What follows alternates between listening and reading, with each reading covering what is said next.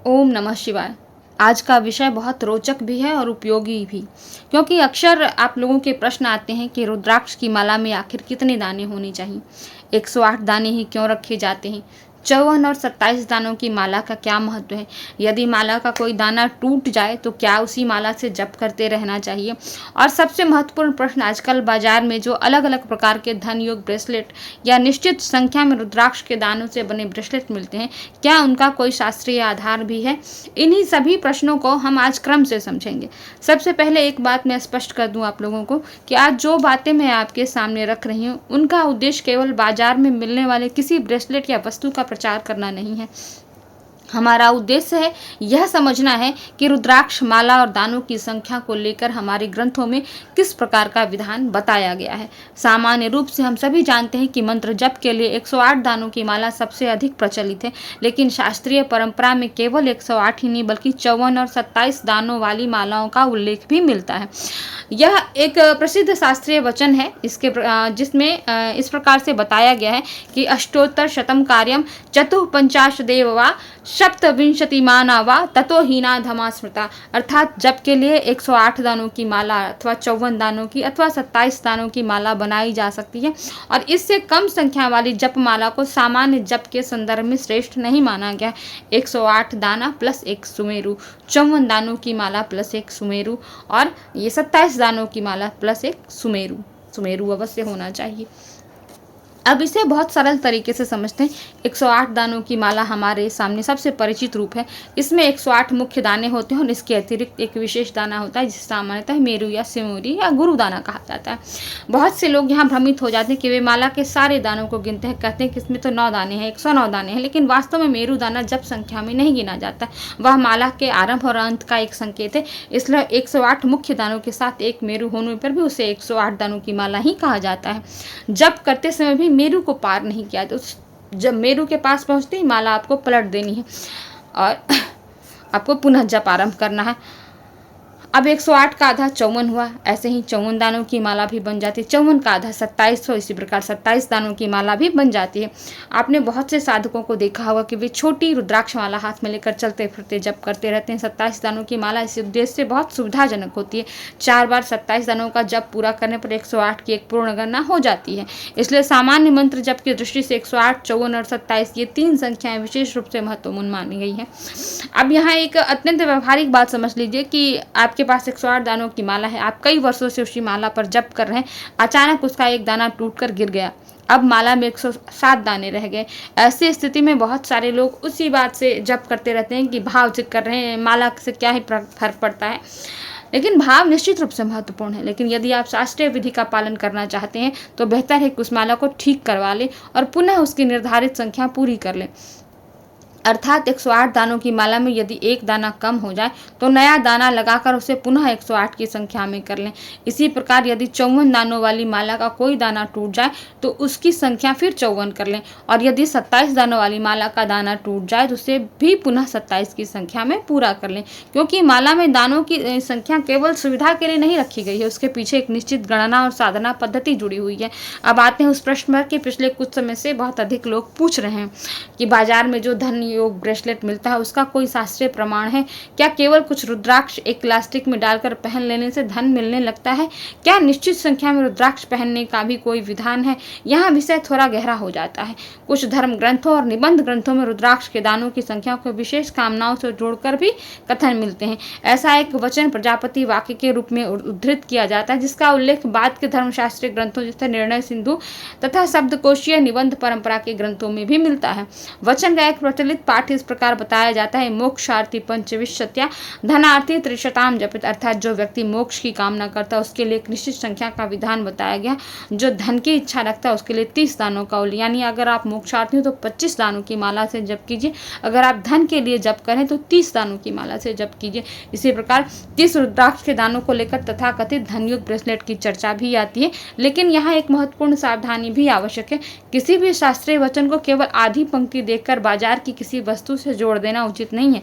शास्त्र में केवल दानों की संख्या ही नहीं बल्कि रुद्राक्ष का प्रकार, उसकी शुद्धता, धारण विधि, मंत्र संकल्प और साधक का आचरण, इन सब का भी महत्व होता है। फिर भी यदि केवल प्रश्न आता है कि क्या धन की कामना से 30 दानों की संख्या का कोई पारंपरिक उल्लेख मिलता है, तो इसका उत्तर है हाँ, ऐसा उदाहरण धर्म शास्त्रीय परंपरा में बताए जाते हैं। अब इसे प्रैक्टिकली समझने का प्रयास कीजिए कि यदि कोई व्यक्ति 30 रुद्राक्ष लेकर ब्रेसलेट बनाना चाहता है तो 30 मुख्य दाने उस ब्रेसलेट या माला में रखे जा सकते हैं। यदि उसका उपयोग केवल धारण करने के लिए तो उसे ब्रेसलेट के रूप में बनाया जा सकता है, लेकिन यदि उसी पर नियमित मंत्र जप करना है, उसे पूर्ण माला के रूप में गूंथा जा रहा है, तो परंपरागत माला विधान के अनुसार एक अलग मेरू या गुरुदाना रखा जाना चाहिए। यदि 30 दाने जप के होंगे और एक मेरू का दाना यानी 31 दाने हो जाने चाहिए।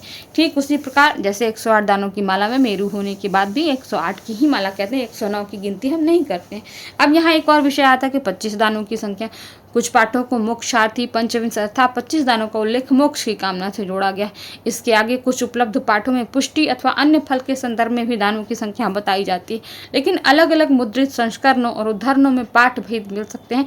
कहीं संख्या 25 पढ़ी जाती है, कहीं अन्य संख्या के पाठ का उल्लेख भी मिलता है। इसलिए जब भी ऐसी विशेष संख्या की माला बनाई जाए तो केवल किसी इंटरनेट पोस्ट या बाजार के विज्ञापन को देखकर निर्णय ले लें। यदि संभव हो तो जिस ग्रंथ से श्लोक लिया जा रहा है उसके विश्वसनीय संस्करण से मूल पाठ देखना चाहिए। यह बात बहुत महत्वपूर्ण है क्योंकि संस्कृत में केवल एक शब्द या एक संख्या के पाठ भेद से पूरा अर्थ बदल जाता है। उदाहरण के लिए यदि कहीं पंचविंशत्या है तो उसका अर्थ 25 होगा, यदि पाठ में पंचत्रिंशता है तो अर्थ 35 होगा। दोनों में केवल कुछ अक्षरों का अंतर, लेकिन साधना की संख्या पूरी तरह बदल जाती है। इसलिए किसी भी विशेष कामना की माला बनाते समय शुद्ध पाठ देखना आवश्यक है। अब एक और प्रश्न कि क्या केवल 30 दानों का ब्रेसलेट पहनते ही व्यक्ति धनी हो जाएगा? इसका उत्तर बहुत संतुलित रूप से समझना चाहिए। रुद्राक्ष कोई जादुई वस्तु नहीं कि आज ब्रेसलेट पहना और कल खाते में करोड़ों रुपए आ जाएंगे। शास्त्रीय साधना में किसी वस्तु को साधना सहायक माना जाता है, अर्थात रुद्राक्ष आपको मंत्र, जप, संकल्प, मानसिक स्थिरता और ईश्वर स्मरण से जोड़ता है। यदि कोई व्यक्ति धन की कामना करता है लेकिन उसके जीवन में न परिश्रम है, न सही निर्णय है, न अनुशासन है, न आर्थिक समझ है, तो वह केवल ब्रेसलेट पहनकर चमत्कार की प्रतीक्षा करता है, तो वह शास्त्रीय भावना को नहीं समझ रहा है। धन की साधना का अर्थ केवल पैसा मांगना नहीं है। धन में लक्ष्मी का तत्व है और लक्ष्मी का संबंध केवल मुद्रा से नहीं बल्कि सद्बुद्धि, समृद्धि, अन्न, स्वास्थ्य सबसे है। घर की शांति, व्यवसाय की स्थिरता, योग्य अवसर और संसाधनों के सदुपयोग से भी धन ब्रेसलेट का संयोग है। इसलिए यदि कोई 30 दानों की रुद्राक्ष माला या ब्रेसलेट धन कामना से धारण करता है तो उसे उसके साथ साधना और सही कर्म भी जोड़ना चाहिए। अब प्रश्न आता है कि कौन सा रुद्राक्ष? सामान्य जप माला के लिए 5 मुखी रुद्राक्ष सबसे अधिक प्रचलित और सहज उपलब्ध माना जाता है। 5 मुखी रुद्राक्ष का संबंध भगवान शिव के कालाग्नि रुद्र स्वरूप से जोड़ा जाता है और इसका प्रयोग सामान्य शिव जप या अनेक वैदिक पौराणिक मंत्रों में व्यापक रूप से किया जाता है। लेकिन यदि आप किसी विशेष देवता, ग्रह या विशिष्ट साधना के लिए माला बना रहे हैं तो साधना का अलग विधान हो सकता है। इसलिए व्यक्ति के लिए सरल मार्ग यही है कि प्रमाणिक, साफ और प्राकृतिक रुद्राक्ष देकर साधारण शिव स्मरण और अपने इष्ट मंत्र के साथ उसे धारण करें।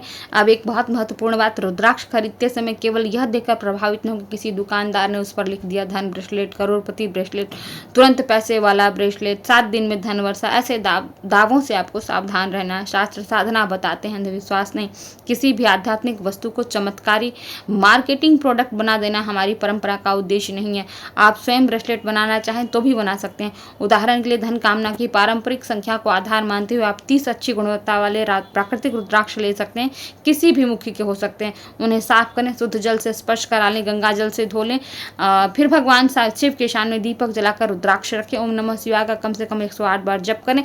यदि आपकी उपासना में महालक्ष्मी का मंत्र अधिक अनुकूल है तो अपने गुरु या परंपरा से प्राप्त लक्ष्मी मंत्र का जप कर सकते हैं। इसके बाद श्रद्धा से ब्रेसलेट आप धारण कर सकते हैं, लेकिन ध्यान रहे मंत्र और देवता का चयन अपनी परंपरा के अनुसार करें। केवल इंटरनेट से कोई कठिन बीज मंत्र उठाकर प्रयोग न करें।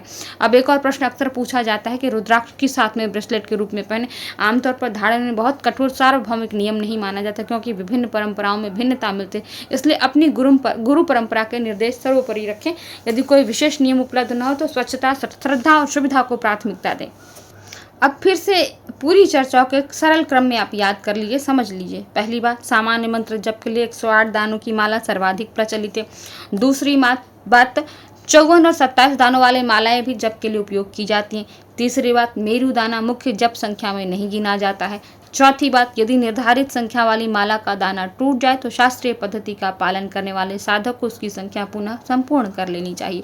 पांचवी बात, कुछ धर्मशास्त्रीय उद्धरणों में विभिन्न कामनाओं के लिए निश्चित दान संख्या का विधान बताया गया। छठी बात, धन कामना के संदर्भ में 30 दानों का उल्लेख मिलता है और इसी आधार पर 30 दानों के रुद्राक्ष ब्रेसलेट को धन कामना से जोड़ा जाता है। सातवीं और सबसे महत्वपूर्ण बात, केवल ब्रेसलेट पहनना साधना नहीं है, उसके साथ जप, श्रद्धा, संयम, सही कर्म और भगवान के प्रति विश्वास भी आवश्यक है। और एक अंतिम सावधानी, आज इंटरनेट और बाजार में शास्त्र प्रमाणित शब्द बहुत आसानी से इस्तेमाल किया जाता है, इसलिए जब भी कोई आपको कोई श्लोक दिखाए तो केवल श्लोक सुनकर विश्वास न करें, पूछिए किस ग्रंथ में है, कौन सा अध्याय है, उसका पूरा श्लोक क्या है, उसका संदर्भ क्या है। यदि संभव हो तो किसी विश्वसनीय संस्कृत संस्करण से उसका पाठ मिलाइए। इसी से हमारी सनातन परंपरा की वास्तविक गरिमा बनी रहेगी। हमारा उद्देश्य शास्त्र को मार्केट के अनुसार बदलना नहीं चाहिए, बल्कि जो वस्तु हम उपयोग कर रहे हैं उसे शास्त्र की कसौटी पर समझना चाहिए। तो यदि आप रुद्राक्ष की माला से जप करते हैं तो सबसे पहले अपनी माला की संख्या देखिए, यदि कोई दाना टूटा हुआ है तो उसे ठीक करवाइए, और यदि आप विशेष कामना के लिए निश्चित संख्या की माला अथवा ब्रेसलेट धारण करना चाहते हैं तो पहले उसका प्रमाण और सही पाठ समझिए, उसके बाद उसे साधना में शामिल कीजिए। क्योंकि सनातन धर्म में केवल क्या करना है यह नहीं बताया जाता, बल्कि क्यों करना है, कैसे करना है, किस भाव से करना है यह भी बताया जाता है। यही साधना और केवल दिखावे के बीच का अंतर है। भगवान भोलेनाथ हम सभी को शुद्ध बुद्धि दें, सही साधना का मार्ग दिखाएं, हमारे जीवन में धर्म, अर्थ, काम और मोक्ष इन चारों पुरुषार्थों का संतुलन बनाए रखें।